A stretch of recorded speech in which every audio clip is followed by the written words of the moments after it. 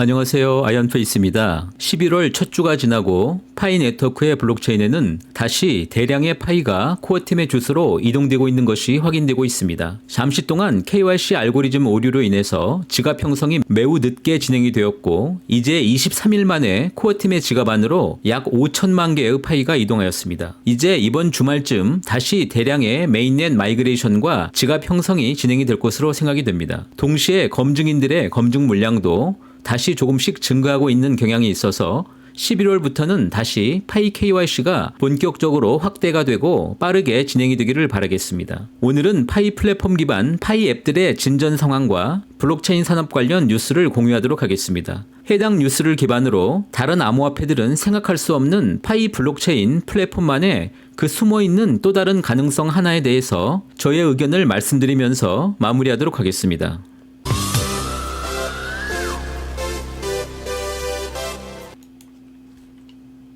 오늘은 먼저 파이 해커톤 수상작의 하나인 파이 웨비나스의 새로운 기능과 그 관련 소식입니다. 파이 웨비나스 메뉴 안에 과정이라고 하는 코스 메뉴가 신기능으로 추가가 되었습니다. 파이 웨비나스는 기존 동영상 업로드 플랫폼에서 새로운 교육 동영상 플랫폼으로 그 진화를 예고하고 있습니다. 해당 기능은 컨텐츠의 업로더가 그 원하는 컨텐츠를 일종의 교육 프로그램 시리즈로 제작을 하여서 코스를 카테고리에 등록하고 기존 웨비나스와 같은 형태로 해당 컨텐츠의 가격을 본인이 설정하는 방식으로 운영이 될 예정입니다. 이번 메뉴는 다양한 컨텐츠 부분에서 많은 전문가들이 자신의 역량을 컨텐츠로 제작하고 파이 네트워크의 웹3 플랫폼 안에서 구현하고 파이코인을 통해서 결제가 되는 동영상 플랫폼을 구축한다는 파이 웨비나스의 비전을 구체화시킨 기능이라고 할 수가 있습니다.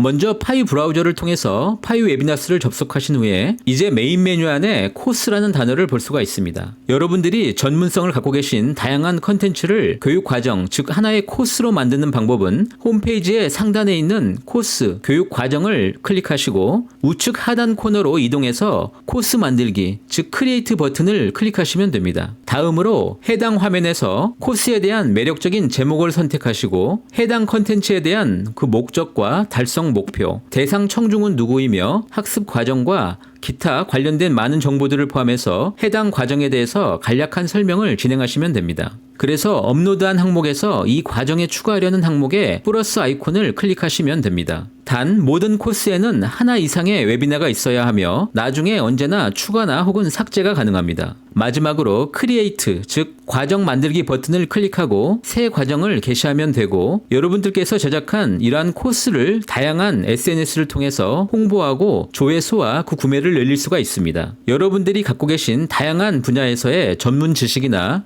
경험 등을 컨텐츠 시리즈로 제작하고 본격적인 파이 웹3에 기여하면서 수익을 창출하는 좋은 기회로 활용하시기를 바라겠습니다.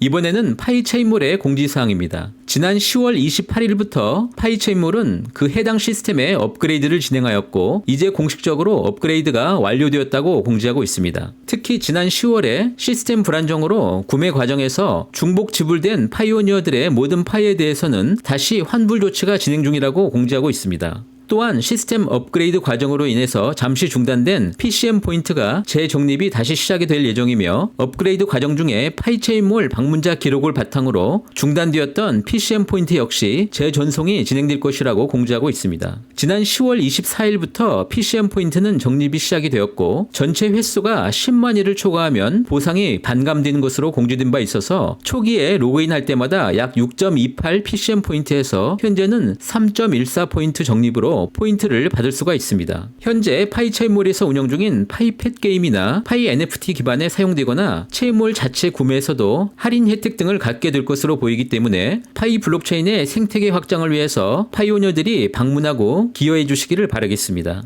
오늘 세 번째 뉴스는 구글 클라우드와 솔라나의 파트너십 이야기입니다. 지난 10월 말 구글 클라우드는 2023년부터 자사의 클라우드 서비스 이용자들에게 암호화폐로 그 사용료를 지불할 수 있도록 암호화폐 결제를 오픈한다고 밝힌 바 있습니다. 아마도 구글의 뉴스는 솔라나와의 파트너십을 기반으로 암호화폐 결제 채택을 시작할 듯합니다. 사실 구글은 이미 지난 10월 달에 솔라나 블록체인의 노드 밸리데이터로서 등록이 되었고 이제 2023년부터는 솔라나 블록체인 블록체인 노드 엔진을 지원할 예정이라는 것입니다. 솔라나는 자체 블록체인의 처리 속도를 초당 처리 건수 65,000 TPS라는 뉴스로 크게 주목을 받기 시작했고, 많은 거대 기업과 벤처 투자사의 참여로 주목을 받았습니다. 그러나 실제 시스템상의 구현 TPS는 3,000개 수준이며, 이러한 속도를 기반으로 한 솔라나 블록체인은 블록체인이 갖고 있는 그 트릴레마 이슈에 따라서 오히려 중앙화의 경향이 매우 강하고 확장성이 생각보다 낮으며, 또 디파이에서 많은 지갑 해킹 사건 등의 그 블록체인의 안정성에서 문제가 발생하는 등의 매우 잦은 의문투성이의 문제점들이 발생하기도 하였습니다.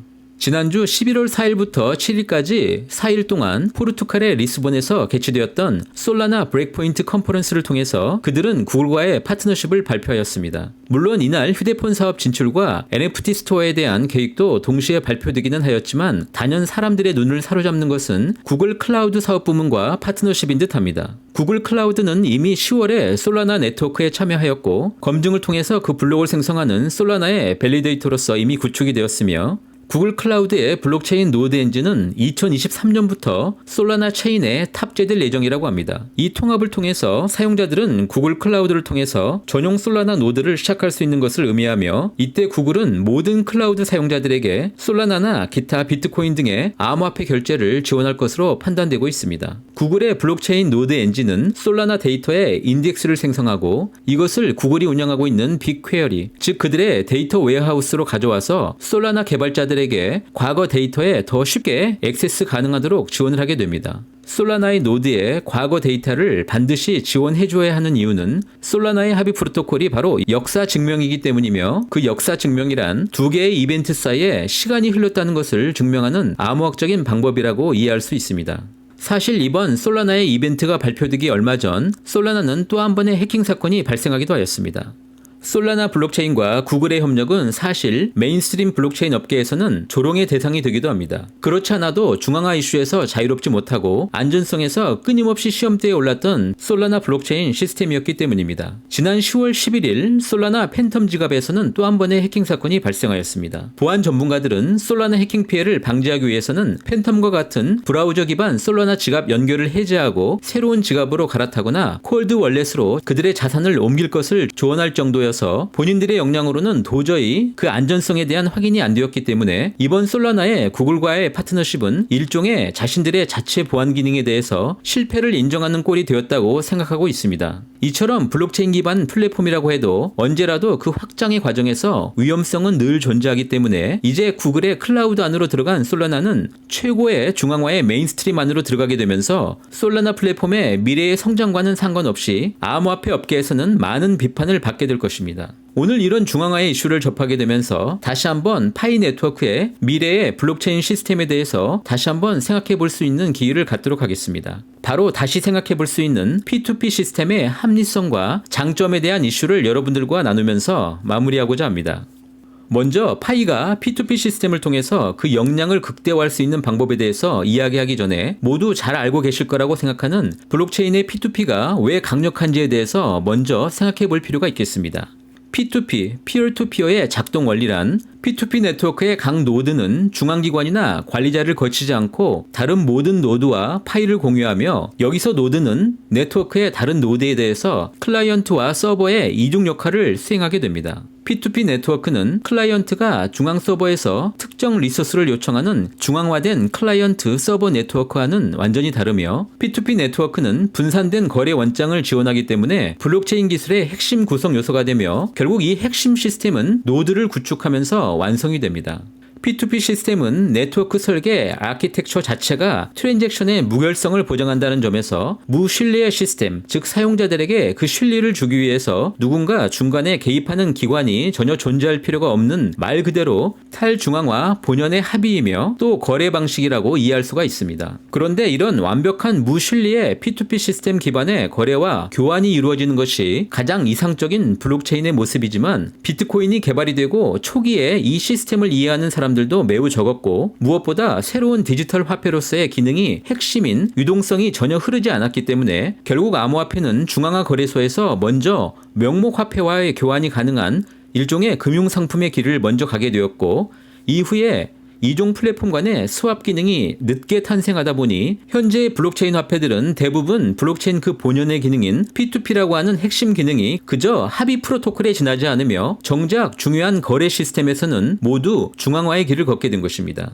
저는 오래전부터 파이 네트워크는 그 강력한 사용자 기반 P2P 플랫폼이며 현재 진행이 되고 있는 파이 앱과 파이 브라우저와 연결된 여러분들의 파이 네이티브 지갑을 기반으로 하는 개인 간 P2P 거래는 새로운 P2P 암호화폐 거래소의 가능성을 더욱더 크게 확대하고 있다고 판단하고 있습니다. P2P 암호화폐 거래소란 암호화폐 판매자와 구매자 간에 제3자의 개입이 없이 거래할 수 있는 탈중앙화 플랫폼을 의미하며 이것은 DEX, 현재 탈중앙화 거래소와는 조금 다른 개념이라고 할 수가 있습니다. 오늘은 P2P 거래소라는 새로운 개념의 도입부이므로 간단하게 그 개념만 정리하는 것으로 진행을 하고 다음 콘텐츠에서 다시 더 다양한 가능성을 열어놓도록 하겠습니다.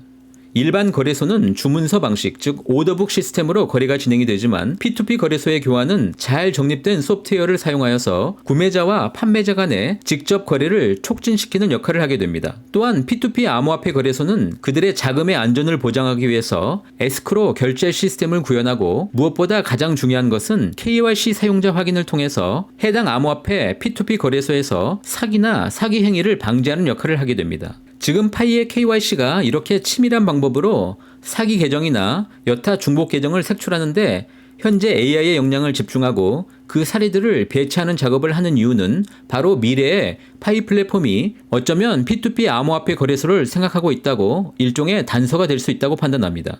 P2P 기반 암호화폐 거래소는 기존 시장의 업그레이드된 버전이며 중간 당사자의 개입이 없이 운영되며 해당 참가자는 구매와 판매 거래에 대해서 더 많은 권한을 행사하고 그들의 적합성에 따라서 거래할 당사자를 선택할 수가 있게 됩니다. 또한 P2P 거래소는 정부의 개입이 없는 개방형 플랫폼이기 때문에 암호화폐를 규제하고 있는 지역의 소비자들의 경우에 가장 적합한 플랫폼이라고 판단하고 있습니다. 특히 파이 네트워크의 경우에는 ICO가 전혀 없기 때문에 최근 P2P 거래소 기능을 추가하고 있는 바이낸스 같은 여타 기존 거래소에서 진행이 된다면 그들은 파이코인의 상장을 위해서라도 파이오니어들이 지정하는 가격으로 파이코인을 매수할 수밖에 없는 상황이 발생할 수도 있습니다. 따라서 파이 네트워크의 P2P 기반에서 합의된 적정한 수준의 파이코인의 합의 가격을 잘 지키면서 미래의 중앙화 거래소의 상장 시에 보다 안정적인 가격을 유지할 수 있는 일종의 대안이 될 수도 있을 것입니다.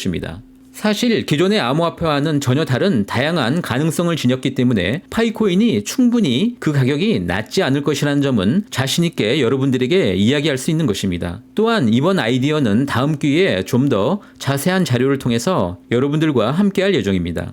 오늘 파이 네트워크 창업자 부부는 다시 스탠포드대에서 자신들의 경력과 관련된 강연을 진행할 예정입니다. 즉 박사학위를 마치고 좀 더 미래가 보장되어 있는 대기업으로 진출하거나 학교에 남지 않고 가장 힘든 창업의 길을 가게 된 자신들의 커리어 과정을 설명하면서 스탠포드 학생들에게 그들의 경력 관리 전략은 물론 파이 네트워크의 미래에 대해서도 더 많은 이야기를 전해줄 것이라고 생각하고 있습니다. 이제 좀 더 확장적이고 역동적인 파이 네트워크의 마케팅이 시작이 되고 있습니다. 11월과 남은 12월까지 보다 더 많은 파이오니어들의 KYC 진행과 함께 새로운 파이 블록체인 기반 앱들이 세상을 놀라게 할 만한 뉴스로 보도되기를 바랍니다. 오늘도 이렇게 저와 함께 해주셔서 진심으로 감사드립니다. 저는 다음에 더 좋은 내용으로 함께 하도록 하겠습니다. 감사합니다.